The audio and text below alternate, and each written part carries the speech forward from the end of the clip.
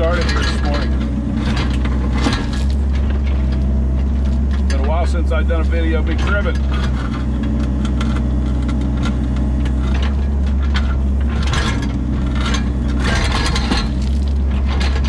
Alrighty.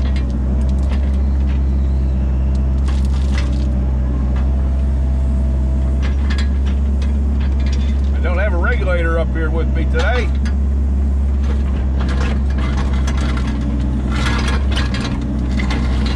I do have some track time. Plants down, so we're going to. So I'm done. I got a rock car up here this morning, and dumped all this. All this has been cribbed out up through there. Let's see, on up around the curve, out of the to the next plot tag on the curve 14 up there. This is curve 15, and we're at milepost 3.1. Anyway, that's all been cribbed out. I tamped all that yesterday twice. Turned out really, really good. Train's running nice and smooth through there now. Got some good rock. Dump some more rock, and we'll make another lift on it here this coming weekend. But we gotta get to work. Get something done here. Okay.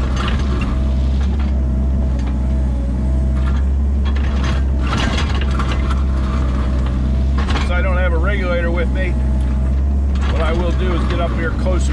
After I get these cribbed out, I'll get up here closer to the track and shove that windrow further on out.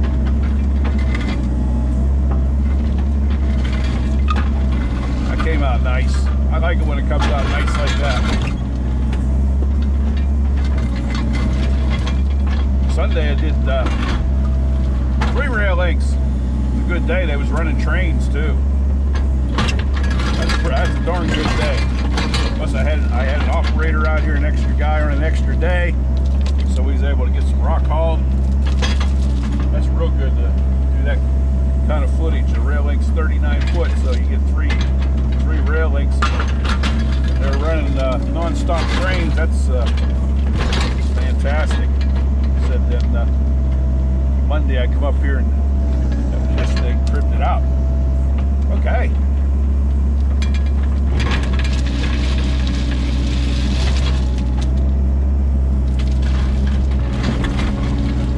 Yeah, if I had a regulator, he could have knocked his shoulder out for me. But you gotta do what you gotta do with what you got. Ah!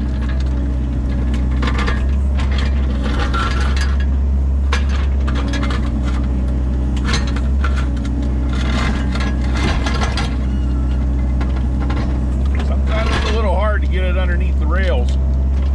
It's hard, it's packed in there.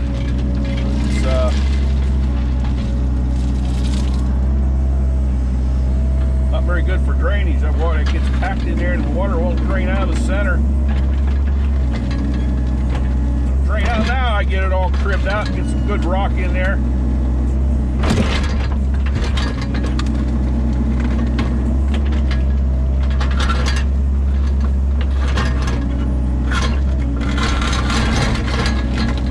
There we go.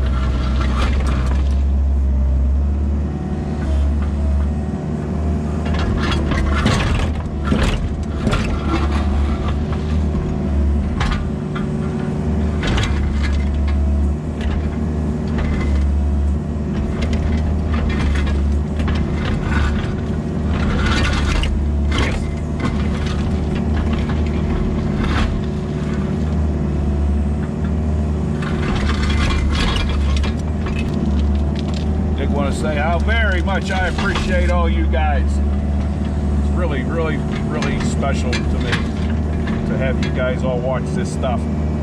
Write in with all your great comments. Really very special. And I thank you all so very much.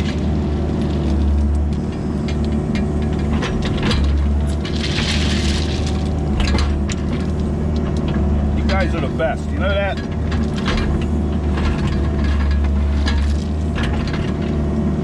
I don't know. I may or may not have one of the best railroad channels out there, but I do know this. I've got some of the best subscribers out there. I do know that for a fact.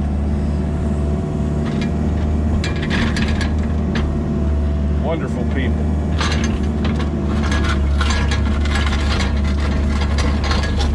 You know, when the ground's barely stopped, it goes pretty good. We're actually just full of coal.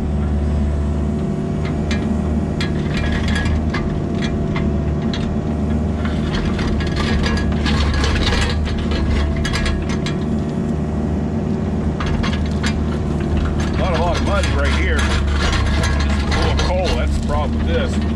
There's a lot of mud on up in the curve. Howdy. Commercial break. I was out cutting grass. I'm home today. Had 4 days off in August, and this is one of the days off. I had cut grass. Just got done, and I'm editing some videos also today. I wanted to throw this in here. I'm going to include in this video a short little clip of me eating a sandwich. And I know I'm sitting on my excavator out there. It's 90 degrees. I know there's nothing special about me eating a sandwich. You may get a kick out of the mustard on my mouth, but try not to laugh too hard. But the reason I wanted to do that, include that clip, because we don't have a nice lunchroom. Very, very seldom do we ever have a nice lunchroom to eat in. We eat trackside, and we'll often eat on the go, track traveling. So, and that's not unique to me. And the reason I wanted to tell you this, it's not about me. It's about, I want you, when you go out there and you see trains going up and down the track, I want you to have a better appreciation for what railroad workers all across the country, some of the conditions that they have. There's a ton of railroad workers out there just like me. You know, they eat on the go. They'll eat when they have a chance, if they have a chance. Sometimes that doesn't always happen.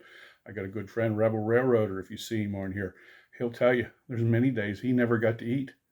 You got problems and you take care of them, and you just don't stop.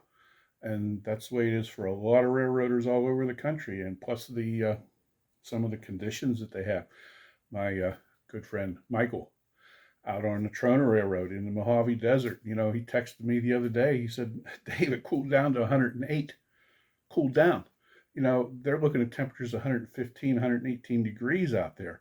And you know, he's got to work out in that stuff, and he don't get a nice lunchroom to go sit in and eat lunch. And you know, and that's just two examples. And you got section gangs and tie gangs, like when Frontier Railroad comes out and works with us, the tie gang and the bridge crew. Those guys up on Bridge 8, they never stopped all day long. Their lunch boxes were on the bridge deck, and they grabbed a sandwich when they could. You know, and the tie gang the same way. So, Halcher, you see my Halcher vest.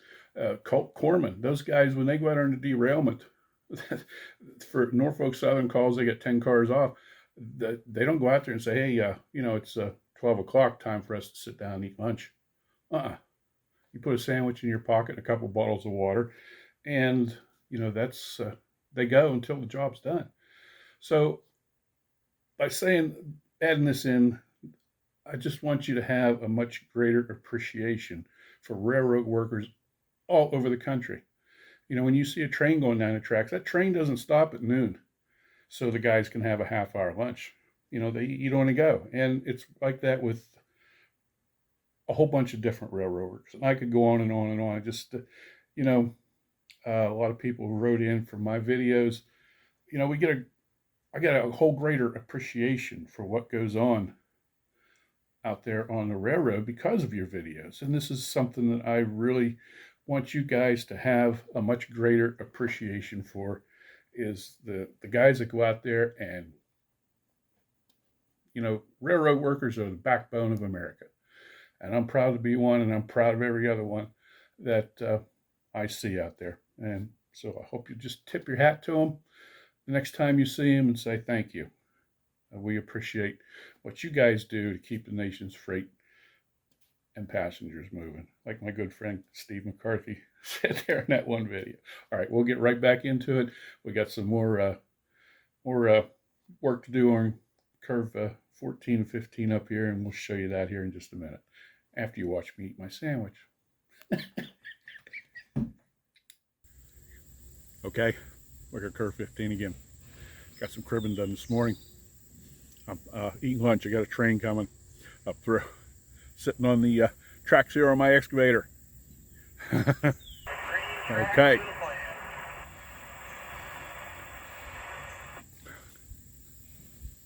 All right.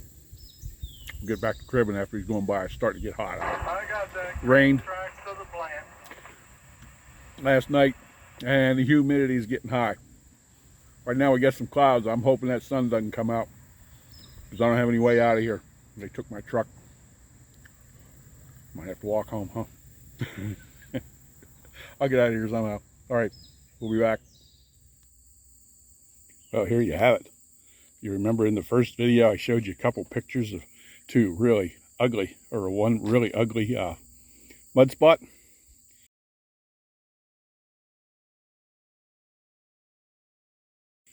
Well, this was it. And we got some new ties in here. Got all the mud dug out, and it's looking really, really good. That mud spot was right through here.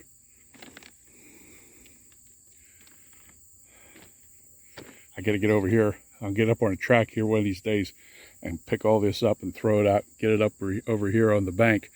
But this got done. So stay tuned here, and we're going to watch the train come through here. Alrighty. We did get our 4 railings cribbed out way up there. Got that done, and I got all that tamped. I surfaced it and lined it there in the last 2 weekends. Got cribbed out the weekend before and then tamped it. So here we go.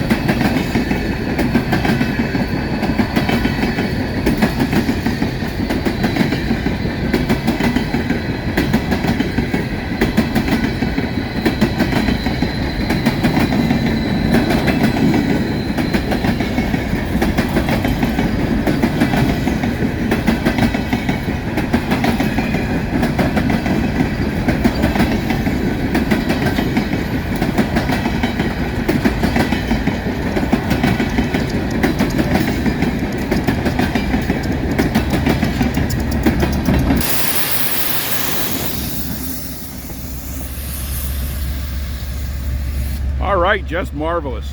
Marvelous. I got all this extra rock here because it's going to get tamped one more time. But that's here in a couple weeks or so, I'll get it to it. Okay, thank you. Thank you very much for watching this little mini series. We really do appreciate it. And hope you have a really good day. Happy rails to you. Until we meet again, my friend.